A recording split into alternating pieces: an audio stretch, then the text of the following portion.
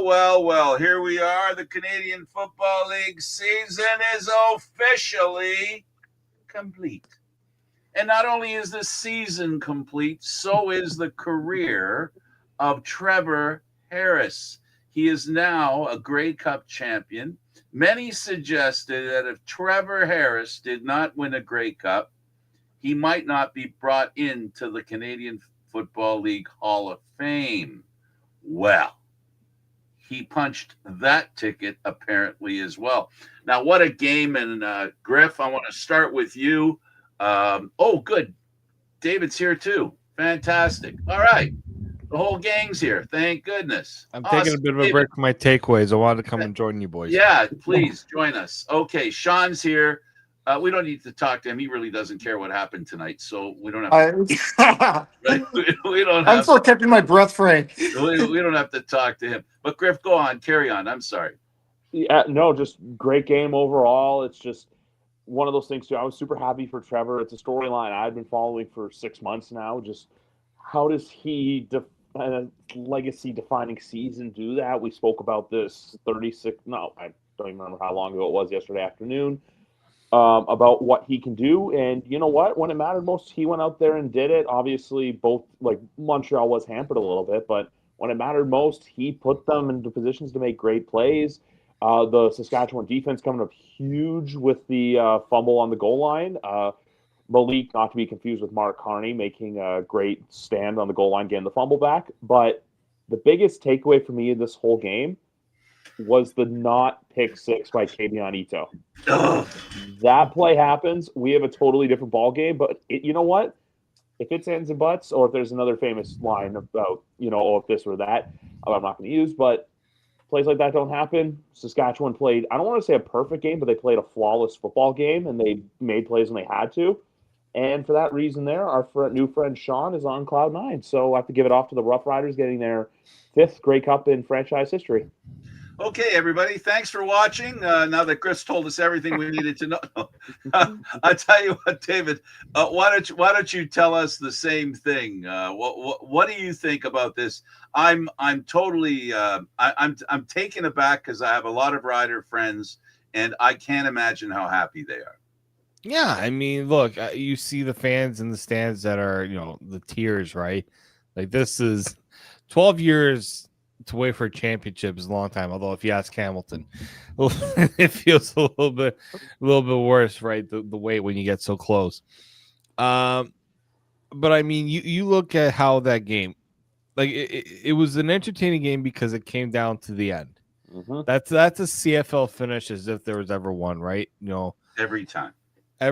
Like, Frank, how many great other than last year's Grey Cup, how many Grey Cups have we seen come down within the last few years, have come down to the final place? And that's what always defines this league, is that no game can ever really be considered over. Even when you think it is, you say, if this happens, and most of the times you see that. I'm sure Sean had in that fourth quarter was on his hands, right? He was probably on his knees at one point, just saying, please, don't let this be another one that gets away, right?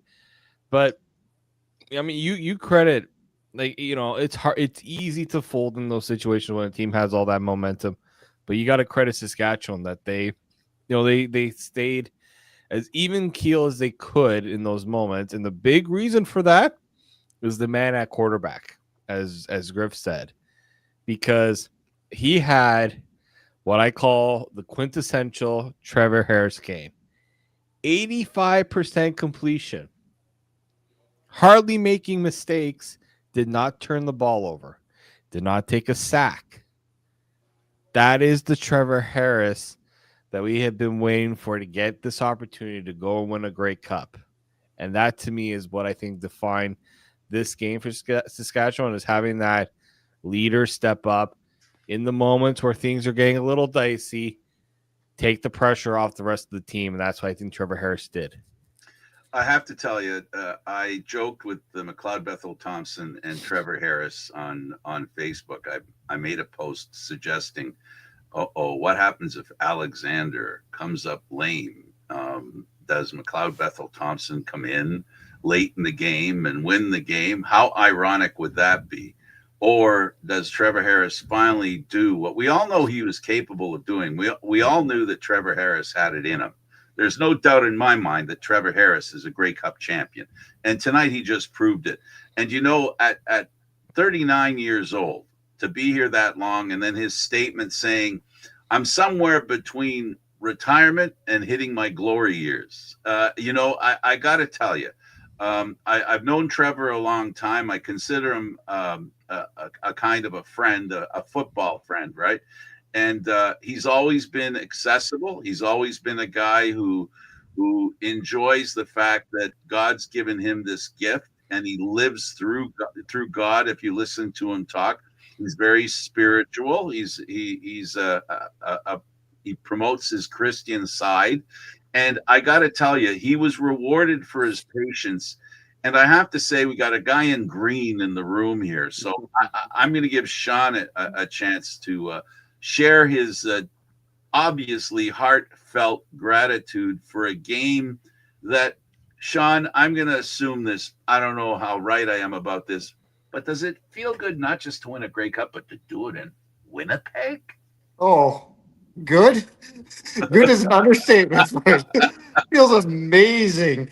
That's unbelievable. And like you guys said, like being a Rider fan, obviously, I mean, 100 years of history, and we only have 5 Grey Cups. I mean, every one of it is special, right? So it's unbelievable. And like, yeah, you're right. Like for the history of this team, at one point I'm like, okay, what point is the Rough Riders going to Rough Riders all over themselves and find a way to lose this game? And they didn't. They came close, but they didn't. And you know, Griff mentioned, you know, those plays that may have made a difference. That Brett Lothar field goal that he missed, I mean, that could have made it a 2-goal score game, which could have, I mean, in the end, it didn't really matter, but it did. It very well could have. Yeah, it very well could have. Yeah, well, it was an exciting game. You know, guys, I have to say this as well. Corey Mace has worked some magic in Saskatchewan. This team in the playoff game, he trusted his defense so much he almost backhanded his offense. And you know, he really believed in his defense. He knew in those playoff games that he would get in a playoff game that he would get that ball back. And in this game, we saw a defense that really took control of this game, and then the offense did their job. That's how I would define the relationship between all 3 phases of the game.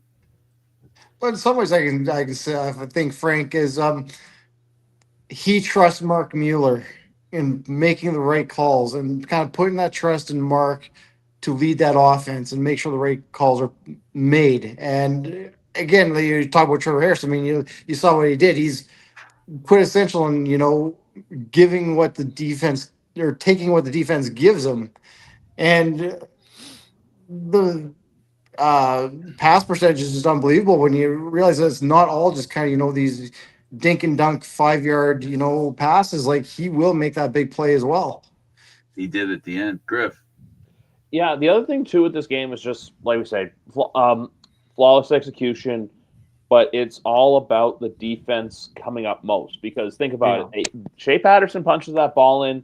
It's now kind of like, you know, you're playing on your heels, you're playing back. But this game also too, like Frank, you had told me about it at halftime, and then also too, just you said it on the show, what if MBT were to come in? I mean, that idea was being flirted with. Davis Alexander had that one run, and I saw it right away where you see just the simple, like the way his leg went up. I'm like, oh, he like during the game we knew he was nowhere near 100%, but at that point I'm like, oh, I don't know if he's at like 50% or not. So it was just one of those games too. Towards the end, even it was a lot of self-inflicted wounds and just a lot of like. I'll say this: it wasn't coaching malpractice, but there's been some games this year with Jason Moss where he hasn't coached a perfect game. Sometimes they won, like they did against Toronto in July, but games like tonight, it hurt them more than it helped them. So that's another storyline to take away from this. It's not so much of the, Davis Alexander situation with the injury, but with the overall sense of urgency, taking penalties. Even the one, David, you and I were talking about, the illegal man downfield penalty when the lineman caught the ball, where it's like, no, in that moment, you don't catch the ball, just let the ball drop, and then, you just take the down is what it is. So that's another storyline I think we've got to focus on tonight. And obviously Saskatchewan's got, because there's a ton of storylines that come from Sask tonight. But the coaching badness from Moss is one to pay attention to. David, to piggyback on that, last year we saw Calero stay in the game, and a lot of people felt he shouldn't. We almost saw the same thing this year, where you've got a quarterback who's obviously lame, and once again, a head coach decides not to take the guy out. Well, it's that, like, I had someone message me saying, if David Alexander's healthy, it's a totally different game. Absolutely. In a way, yes, it is, because there's certain things that he clearly wasn't able to do. But like, I look at the mistakes too. You have to adjust to your situation. The coach has an ability to change how things are going, as you said. Now, I can understand Jason Moss wants to put it in his best player's hands. Davis Alexander is undefeated. Davis Alexander has been night and day their best player, right? When he's in. I understand that he wasn't at his best. I understand he was hurt. But as a coach, you also wonder, I take him out, similar result, guess what's going to happen? Why did you take him out? Right? Now, and I think Jason... You have an answer, though, David. The answer is he couldn't run.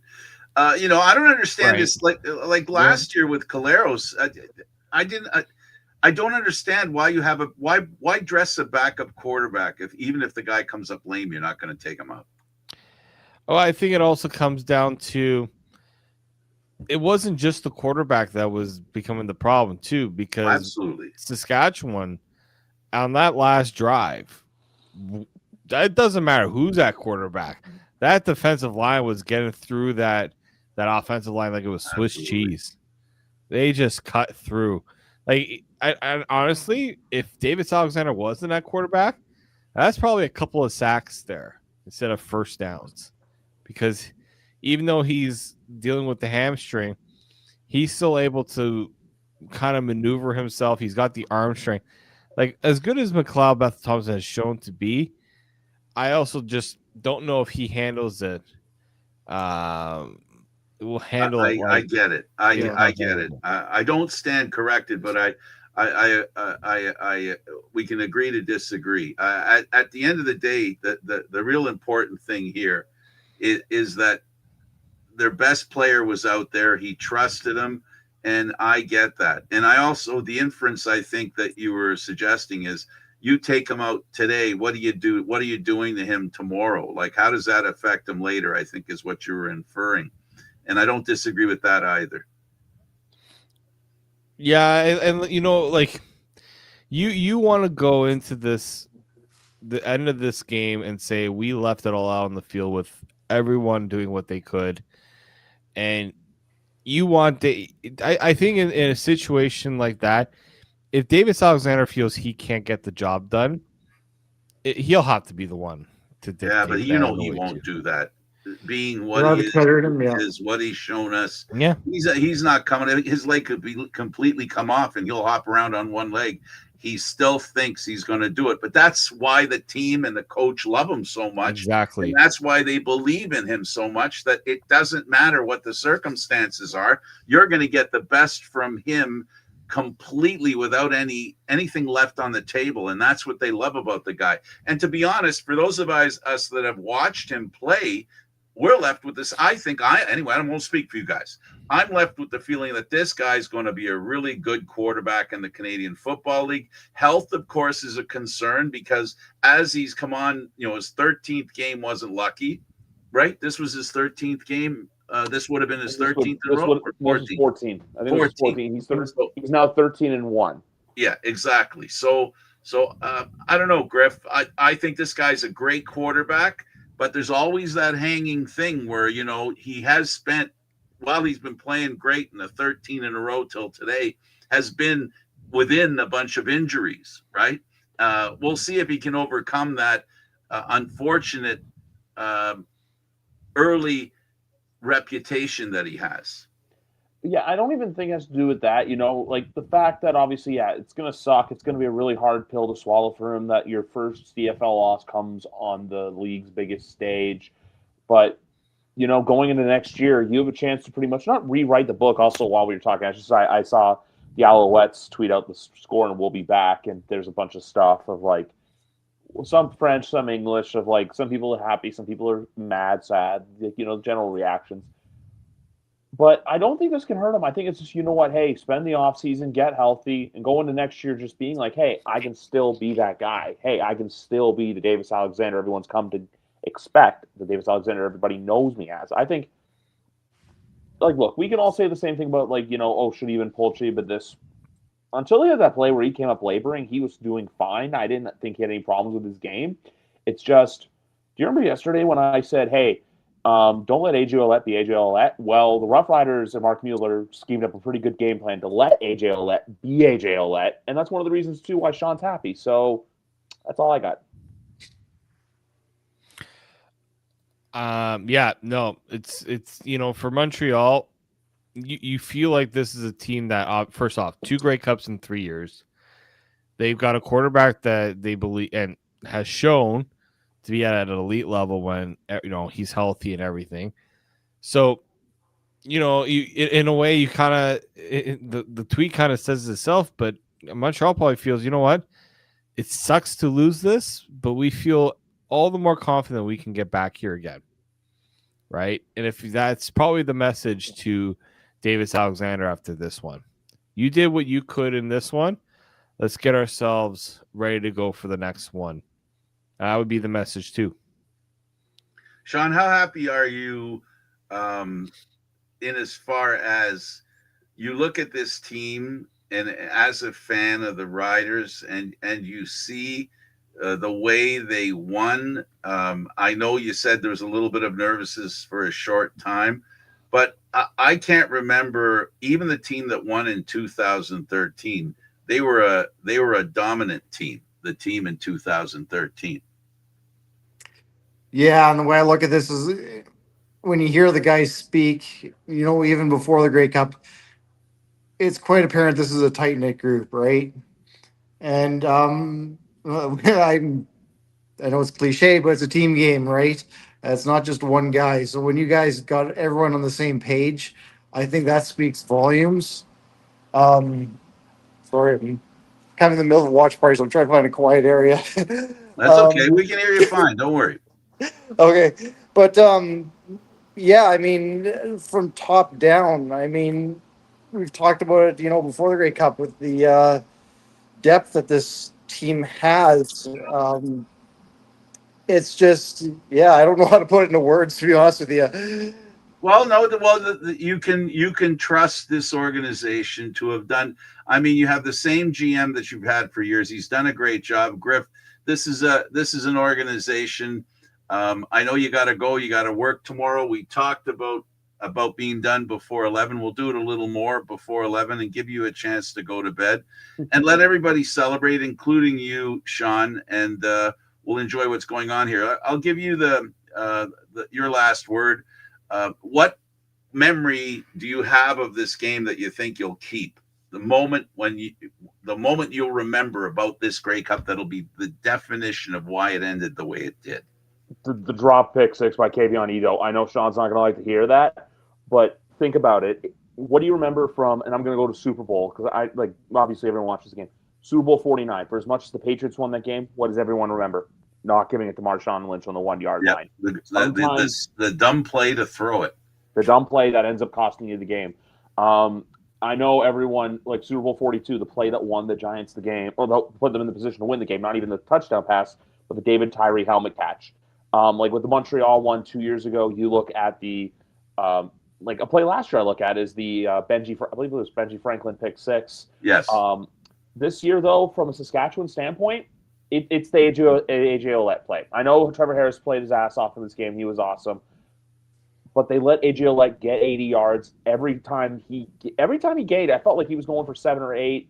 The dumb penalty he did aside, he played really well.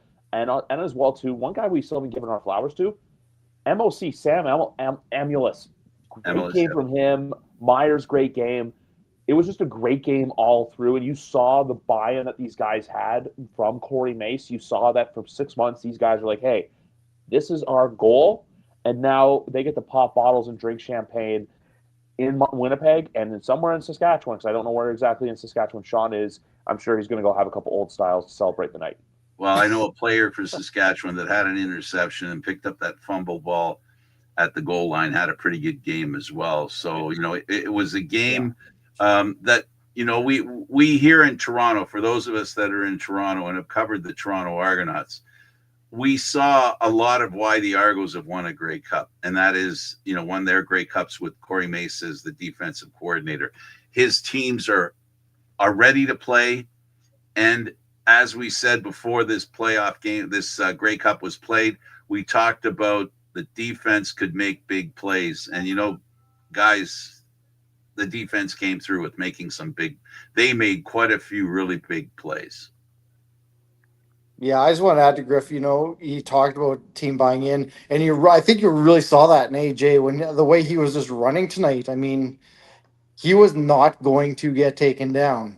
Nope. That was just his mentality. He was going to put his head down, he was going to run over you, and he was going to get that first down, period. No, he's like a bowling ball. How do you take a bowling ball down? The pins are just like, no. Montreal did have a good running game too tonight, but we all knew like AJ Ouellette was a man on a mission tonight in that game.